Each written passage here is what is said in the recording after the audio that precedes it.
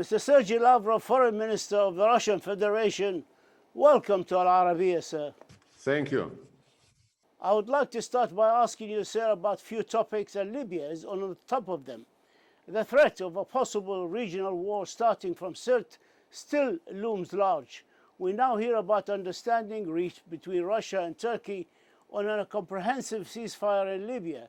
If this is the case, can you explain to our viewers in a more detailed way Russia's efforts to implement such a ceasefire, and will there be any kind of guarantees that the ceasefire will hold while Russia and other international actors seek a United Nations-sponsored political resolution for the conflict? Well, Libya is not just the concern of Russia and Turkey. Libya is a huge headache for many international players, and many efforts have been undertaken for the last 5 years or so by various countries in Europe and elsewhere in the region to try to put the war out and to overcome the disaster created by NATO aggression in 2011 and gross violation of the Security Council resolutions. And the Libyan statehood, which had been destroyed by that aggression, is still to be reassembled, I would say. And Russia and Turkey are among those who would like to help. Russia, from the very beginning, unlike many other outside players, established and maintained contacts with each and every of the Libyan parties, each and every of Libyan politicians, be it in Tripoli, be it in Tobruk, be it in Benghazi, Sirte, and elsewhere. And I believe this is the only way to promote what all of us want to see, namely Libyan-led, Libyan-owned political process culminating in restoration of the Libyan statehood, solution of all the issues regarding the future of Libya on the basis of the balance of interest of the three constituent parts of this country.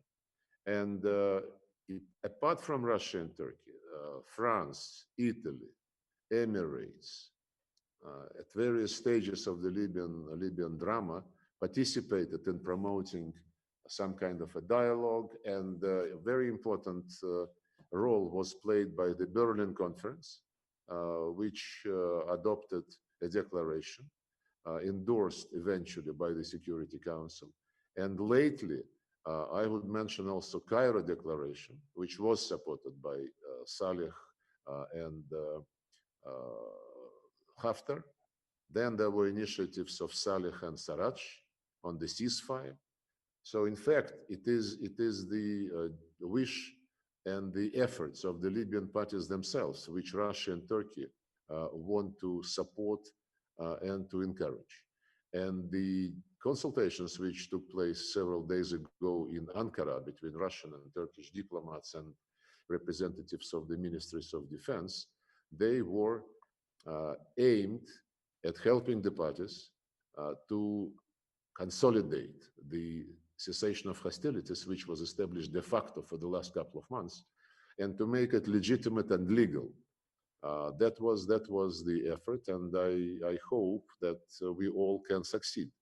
There are some countries who don't want this Libyan crisis to end the way the Libyans wanted, and who still want to play the Libyan card and geopolitical games.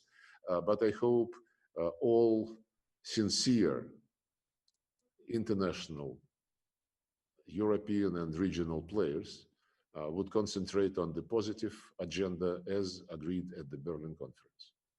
So as I understand it from you, sir, you have not reached the agreement yet and they are not finalized. But will there be guarantees for the ceasefire from any party once it's concluded? Well, the agreement is to be reached by the Libyan parties themselves. And Russia and Turkey can only use their good offices to persuade the parties to consolidate the situation on the ground so that no fighting is resumed, and then to come back to the implementation of the Berlin agenda, including 5+5 military committee, including economic issues.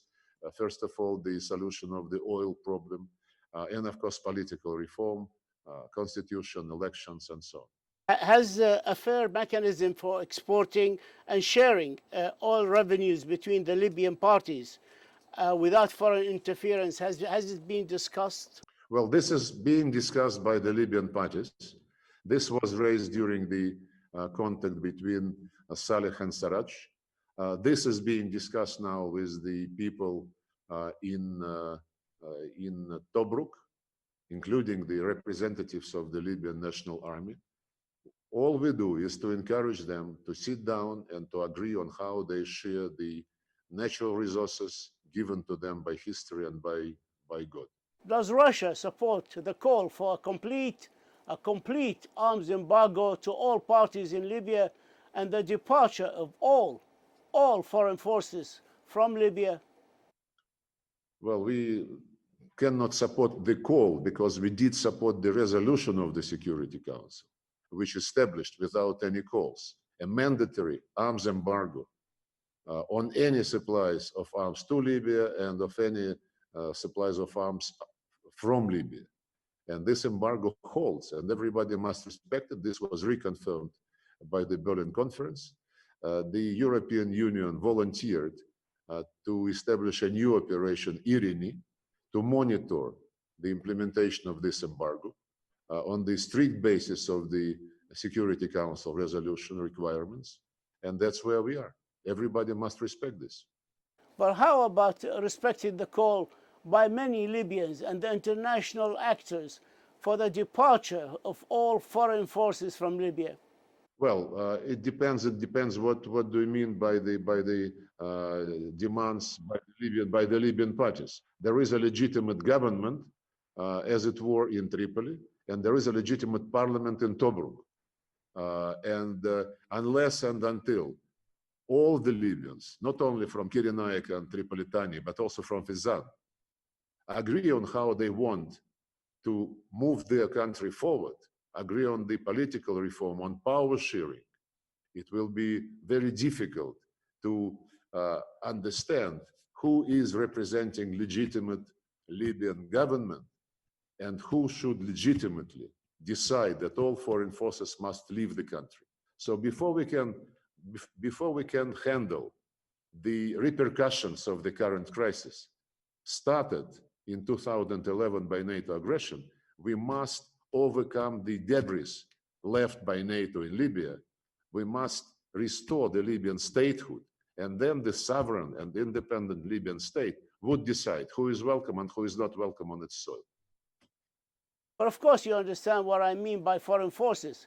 That includes, of course, mercenaries from Syria or Sudan or other countries which are in Libya now. Well, I answered your question. Before the Libyans can decide who is welcome and who is not welcome on their soil, they have to agree what is their state looks like. Because the Libyan state, whatever you thought about Gaddafi, it was ruined in gross violation of international law by NATO aggression in 2011. We are now trying to bring this country back.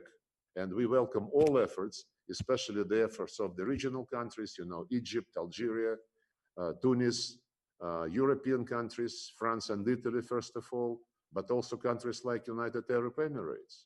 It's in our common interest to stabilize Libya and to solve all the problems which were raised after NATO aggression when through Libya, terrorists, illegal arms trafficking, and other criminal elements were penetrating into Sahel region.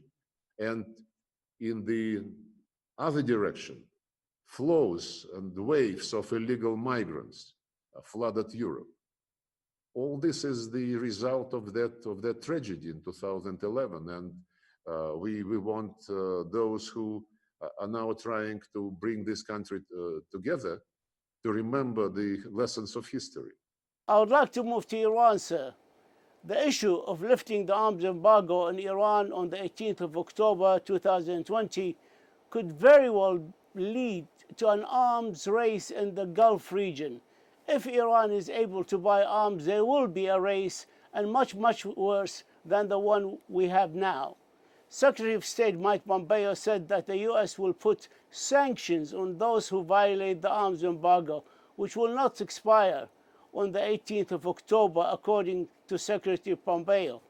And reports say that President Trump is planning to issue an executive order allowing him to impose US sanctions on anyone who violates conventional arms embargo on Iran. Your thoughts, sir? There is no such thing as an arms embargo against Iran.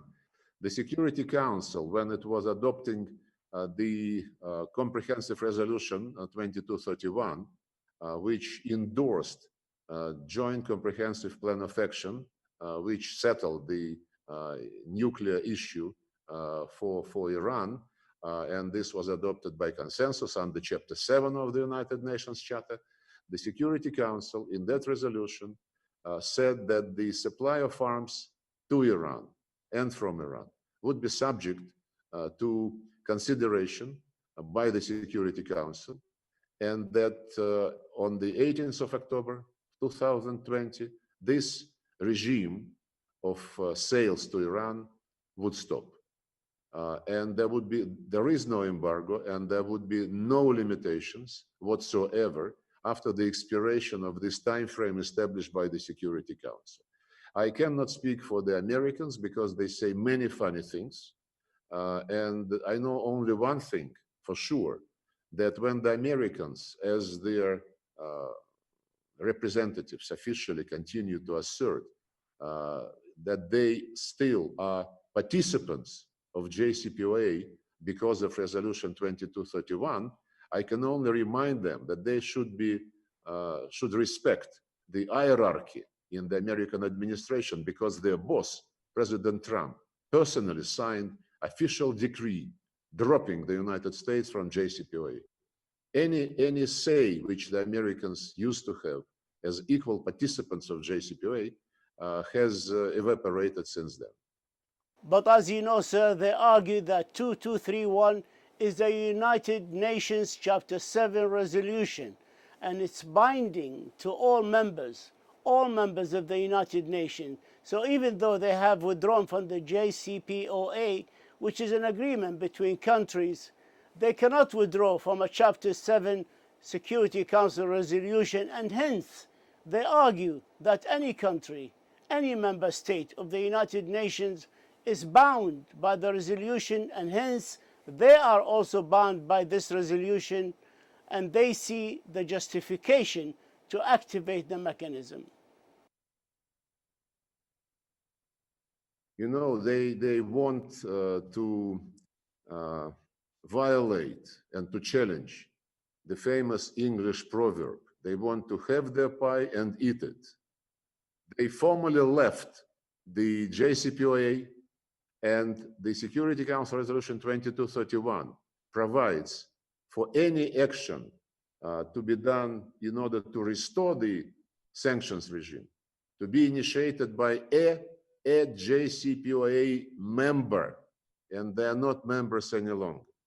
And if they continue threatening with sanctions all those who would cooperate with Iran on the firm basis of the strict implementation of the conditions of 2231, then I would not be surprised, because they do these sanctions all over the world for any reason at all, or sometimes even without any reason. I always knew that an elephant is a symbol of the Republican Party, but please don't consider the world as a China store. So do I take it, sir, that the snapbacks, as far as Russia is concerned, does not exist? The snapback it does not exist as far as everybody is concerned, except the United States. This was subject to discussion in the Security Council, and 13 members, 13 out of the 15 members of the Security Council clearly stated that there are no legal, political, or moral reason for anything close to snapback. And all the statements to the contrary are null and void. This is uh, assessment of all members of the Security Council except the US and somebody else. Forgive me, Mr. Lavrov, but are the Russian companies and Russian banks willing to face American sanctions? Well, as I said, the Americans lost any talent for diplomacy, unfortunately. They used to have excellent experts. Now, what they do in the foreign policy area is to put a demand on the table, whether they discuss Iran or anything else. And if their partner says, well, I don't think I can do it as you want, let's negotiate. They don't negotiate. They put an ultimatum, they give a deadline, and then they impose sanctions. Then they make the sanctions extraterritorial. So I can only say that it is absolutely legitimate to adopt unilateral sanctions, not provided by the United Nations Charter. Unfortunately, this practice is becoming contagious, and European Union is more and more is engaging the same tricks which the United States has introduced in the last 10 years or so, because don't forget, it all started by the Obama administration. All these habits to resort to sanctions for no reason at all, they started before this administration was inaugurated. And I can only say that it is, if you say whether companies of foreign countries would have to implement the sanctions, I cannot speak for business. Business has its own assessment, but it is absolutely clear that unilateral actions are illegal and illegitimate. And to this effect, you can read quite a number of resolutions of the General Assembly. How does Russia see the road forward to a political solution in Syria when every step is fraught with countless setbacks and delays? Many argue that the Syrian government is counting on a military victory over the opposition with the help of its allies. Is the political solution still even viable for Syria in these circumstances? I am fresh from Damascus, where I was together with Deputy Prime Minister of Russia, who discussed during this visit the prospects of our economic cooperation, and I discussed the political part of the current situation. I don't think that anybody who talks to President Assad and to his ministers can conclude that the government of the Syrian Arab Republic is exclusively relying on the military solution. This is not true. The military confrontation between the government and the opposition is over. The only two hotbeds on the Syrian soil is Idlib, where Hayat Tahrir al-Sham, which is the one of the incarnations of Jabhat al-Nusra, is in charge, but the territory Hayat Tahrir al-Sham controls in Idlib is shrinking. And our Turkish colleagues, on the basis of the Russian-Turkish memoranda, they take efforts to continue to fight the terrorists and to separate the normal opposition from the terrorist groups. We support them in this endeavor. So there is no fighting between the government and the opposition there. And the second hotbed is the eastern bank of the Euphrates River, where the illegal presence of the American troops is combined with the Americans promoting separatist trends, playing with the Kurdish card in a very reckless manner, I would say. The recent decision to bring there an American oil company and to start pumping oil for their own purposes without any respect for the sovereignty and territorial integrity of the Syrian Arab Republic, as Resolution 2254 demands, of course, this creates a very nervous situation for many countries in this region, Turkey, of course, but countries with the Kurdish population, they are all rather concerned that this is playing with fire. We want the Kurdish population of Iraq, of Turkey, of Iran, of Syria, to be a harmonious part of their countries, enjoying all the rights of national minority. But we also believe that if you try to encourage separatist trends, the region might explode. And I hope that the Americans understand that they must think not only about the elections which are coming in a month and a half, but also about the future of this region, which is one of the most important regions of the world. And yes, I didn't answer a question about the political prospects. The Constitutional Committee resumed its work after the pause which was caused by the coronavirus infection. Uh, Mr. Pedersen, who is the UN Special Envoy, visited Moscow. He was cautiously optimistic about the process. Now they finalize the consultations on the agenda for the next round of the drafting committee of the Constitutional Committee. Yes, it is not going as fast as we would like to, but you cannot say that it is the government which is to blame. The government, yeah, could be a bit more forthcoming, and we send this message to Damascus, including during my visit. But we also see that the opposition is not in its best shape, and there are some internal struggle, internal fighting between the various opposition groups. We think that this all must be secondary to the overriding task to start negotiations on the constitution in earnest, and that's what we impress upon the Syrian parties. Talks between Russia and Turkey on Idlib faltered, and Russia suspended its joint participation with Turkish forces in joint patrols in accordance with the 5th of March agreement this year. Many fear a new major Syrian-Russian renewed military offensive on Idlib. Can you allay these fears? I just did, I think. There is a Turkish-Russian memorandum, which is fully in force.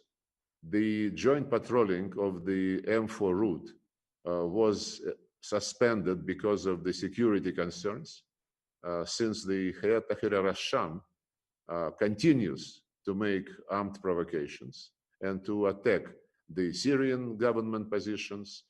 They were trying to attack the Russian Air Force base at Khmeimim, and our Turkish colleagues confirmed that it is their commitment to fight the terrorist activities, and as I said, to separate the normal opposition ready for dialogue with the government from the terrorists.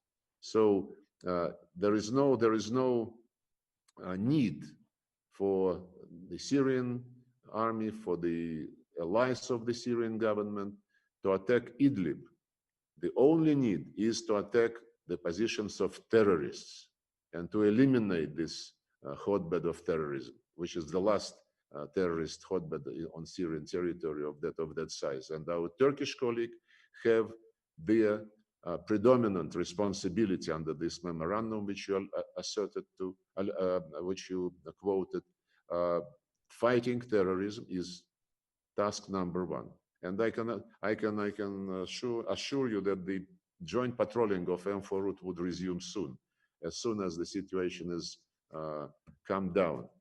But you know, sir, when you attack terrorist cells, they are embedded between thousands of civilians in that city, and it's inevitable that civilian victims will fall because of this. Well, I can assure you that, there are no operations conducted by Russia in Idlib or by the Syrian government. The only time we use force is when attacked by Hayat Tahrir al-Sham. And the force is used in very targeted manner, not to damage civilians and civilian sites. And this is done with much more care than the way Raqqa was leveled, where still we find, a lot of mines, a lot of corpses. Nobody is caring for them. So I can assure that all necessary steps to implement the international humanitarian law as much as possible have been taken. All the Gulf states, all parties, and the Security Council always affirm the need of a political solution as the only way to solve the Yemeni conflict. How does Russia view the best approach to a political solution for the Yemen crisis? Should the Security Council get more involved, or should it show more teeth to those who hinder the efforts for a political solution? Well, we see the way forward in strict compliance with the proposal by Mr. Griffiths, who is Special Envoy for Yemen by the Secretary General, and for the cooperation with Mr. Griffiths by all parties, including Houthis, including Southern Transitionary Council, and of course, including the government of President Hadi. Everybody must be cooperative. We support the efforts of our Saudi Arabia friends to promote dialogue and understanding in the south of Yemen. We support the United Arab Emirates, and we support the efforts of Mr. Griffiths, which I believe would bring us to success if everybody, including President Hadi, cooperates. The Middle East, the latest peace agreements between the United Arab Emirates, Bahrain, and Israel. How does Russia view these peace agreements between these two countries on one side and the State of Israel on the other? We would be very much interested in seeing how this all evolves, because we have all agreed on the basic parameters for the settlement of Palestinian-Israeli conflict. There are numerous resolutions of the Security Council and of the General Assembly. There is the Arab Peace Initiative endorsed by the United Nations. There is the Quartet of international mediators. There is the Arab League. There are many players who contributed to the creation of the atmosphere which would be conducive to peace and stability in the Middle East, of course, with respect, full respect of the rights of the Palestinians. And this can only be achieved through a direct dialogue between Israel and Palestine. We are strongly in favor of this dialogue to be relaunched as soon as possible. We are ready to provide our good offices, be it as part of the Quartet or be it in any other capacity as permanent member of the Security Council. And we view the latest developments between Israel and the Emirates, between Israel and Bahrain as facts on the ground. And we are getting assurances from all our Arab friends that these developments intended to improve the climate in the region would in no way be used to the detriment of the rights of the Palestinian people. But we have to see when the dialogue restarts. We encourage our Israeli colleagues and Palestinian friends to create conditions and to use the good offices of international community for relaunching such direct dialogue. It's the only way to understand what needs to be done under the present circumstances. The fact that the annexation was postponed is, of course, it's better than to see it happen now.